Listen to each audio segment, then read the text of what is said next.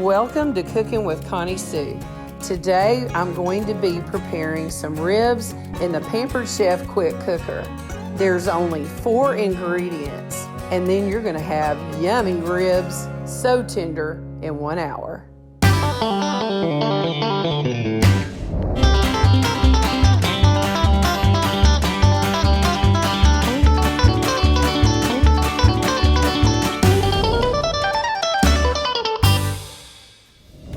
Welcome back. I'm going to be showing you how to remove the membrane on the back of the baby back ribs. You've got to get your finger under it, and as you get it under it, you just push on it, and it is slippery. So I will take a paper towel sometimes to help me get it off. And that way the seasoning can get down in there and marinate it, because that membrane is tough and it won't really cook and it would make your ribs chewy.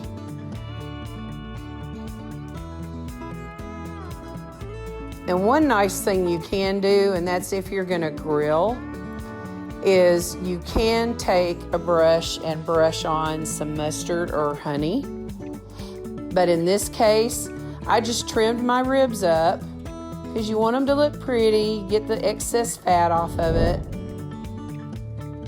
And then once you've got them nice and trimmed up, then you want to either take your honey or your mustard, put that on, brush it on, so that way the seasoning doesn't fall off when you're grilling. But in this case, we're using the quick cooker, so we don't have to worry about that. And for me, what I did was I made my own rub, because I couldn't get the smoky rub that they have with Pampered Chef, which would make it a lot easier for you. But I made a special rub with some brown sugar and some spices. Oh, there's a little chili, mustard, garlic, onion powder, a lot of different little things that I added. But I made up quite a big batch of it. So I decided I would just put it on heavily on both sides. And it's going to make those ribs taste really yummy. Now you can marinate this once you get it completely covered. And that's what gives it that pretty mahogany color that ribs get. And once you get them covered, then I cut them into thirds. Now I am using my Santoku knife, cuts right through those ribs. And that is a great Pampered Chef product to own.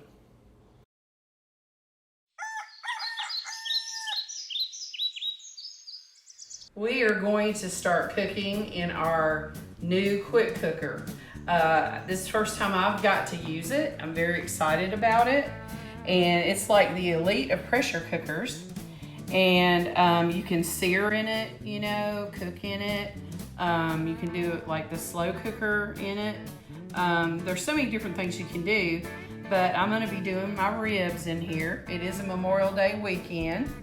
And so I've had these ribs marinating for about 24 hours. You don't have to do that. People have marinated it like 10 minutes, let it sit out and just put their seasoning all over it.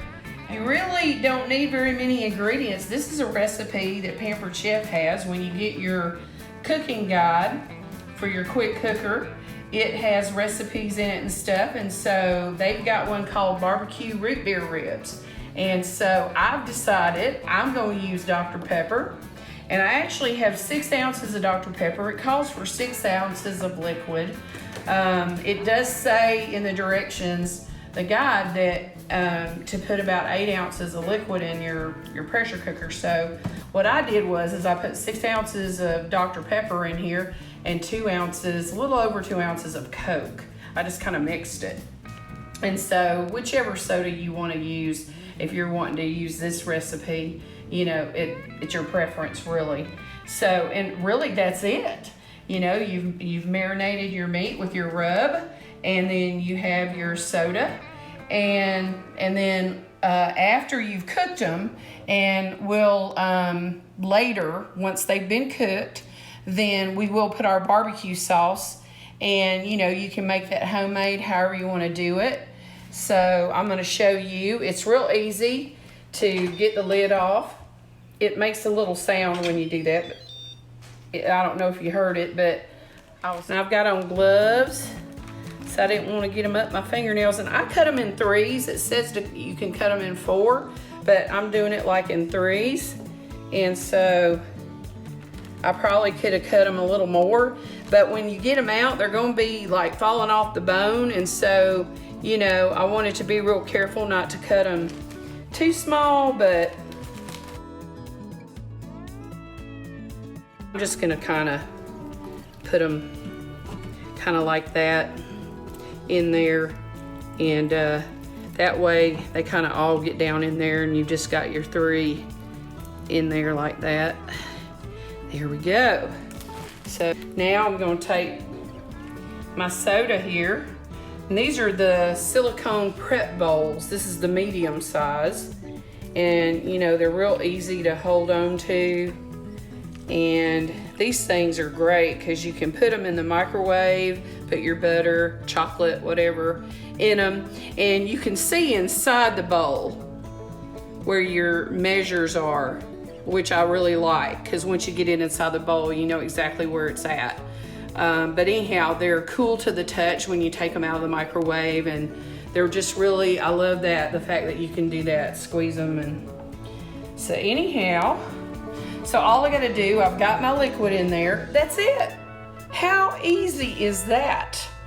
Now we're gonna put the lid back on.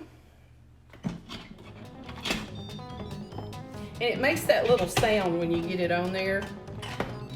And then it makes another sound. That means it's closed. So success. You want this to be level here. Then you know it's gonna seal, and then this will pop up once we get the pressure in there. What I love about this feature is that when you're ready to release the pressure and you push this button, your fingers are nowhere near where that is. But of course you don't want to be on that side of it, and you don't want this against your wall or underneath a cupboard or something. You want this to have, you know, because steam's gonna come out of it when you push it. So, but it's really simple, really. We're gonna turn this and until we get it to where we need to be, which is right here.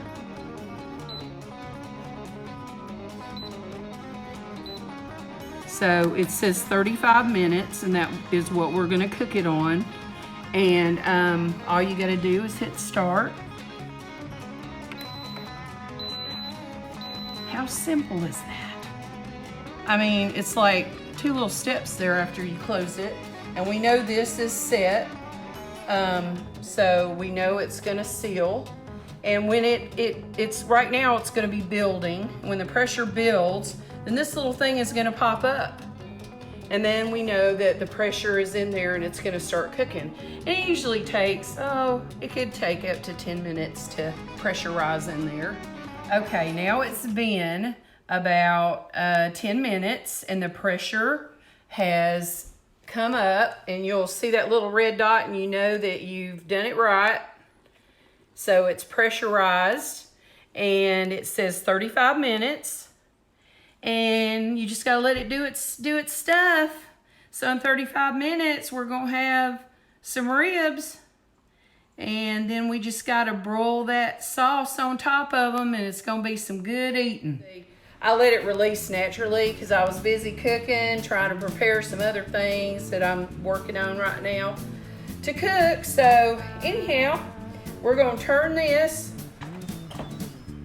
take it off. Oops. And I'm gonna lay this right down here.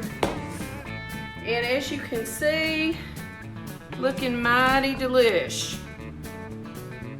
So what I'm gonna do is, I'm gonna put them in this pan instead of a broiler, and I'm gonna have to be really careful because these things are tender.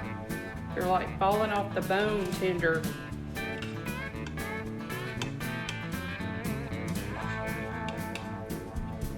I probably should have cut them a little smaller. Okay, here we go. Yay, got them out.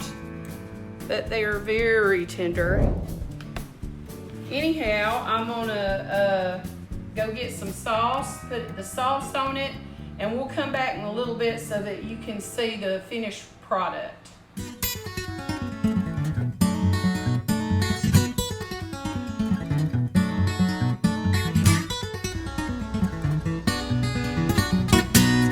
Y'all, I just wanted to show you the finished product. I just got them out of the broiler, and there you go. Ribs in an hour. I mean, how great is that?